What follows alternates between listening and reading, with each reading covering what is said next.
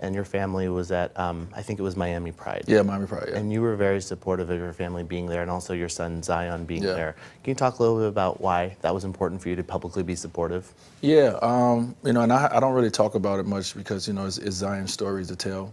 I think as a family, we just support each other. You know, that's our job, and my job as a father is to facilitate their lives and to support them and, you know, to be behind them in whatever they want to do. So the same effort that I'm gonna put into Dwyane Wade wanting to be a basketball player, the same hours that I'm gonna put in to making sure he has the right trainer, you know, that he eats right and he has the right, you know, the right time with me on the basketball floor, and the knowledge that I give him is the same time I'm gonna give Zion with the things he wants to do. Whether, you know, he's a writer, you know, he's someone who's has an unbelievable mind, imaginary mind.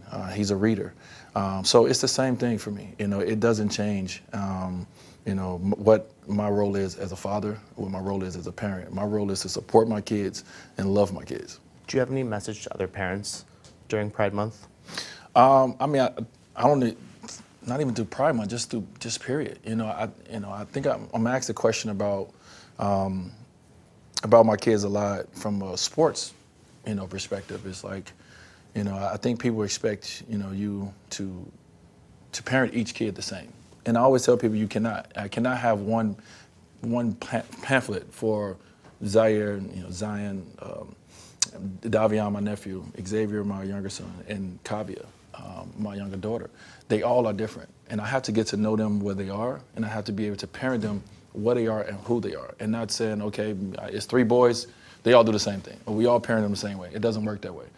Zaire and Zion is totally different people. And I cannot parent them the same way. So I just say for most parents, you know, get to know your kids. You know, get to know their wants and get to know their needs. And don't put yours, wants and needs on them. Get to know theirs and parent them there and love them there and support them there where they are. And I think it will go over better. Were you surprised that your support of your family was controversial, or some people were critical of it? Yes. I mean, this is my job as a father, and I'm very uneasy about accolades that come from supporting my kids, or obviously the negativity that comes with it. You know, I'm doing what every parent should do. You know, once you bring kids into this world, you have to become, you know, unselfish. You know, you're not important anymore. You know, your kids become the most important thing. Your family becomes the most important thing. So I'm doing what I feel is right for my family, and that's just like I said, that's to support my kids in the same way. Like I said, if it's a sport, you know, if it's when they come home with great grades, it's to big them up. You know, let them know they could do anything in this world. You gotta understand, I'm from the inner city of Chicago, and I wasn't told that. I wasn't told I could be anybody and do anything, and I wasn't always shown that. So it's my job to be their role model, to be their voice, you know, in my kids' lives, to let them know that you can conquer the world, and you have the support of your father, you have support of your family, every step of the way. So go and be your amazing self, and we're gonna sit back and love you and support you along the way.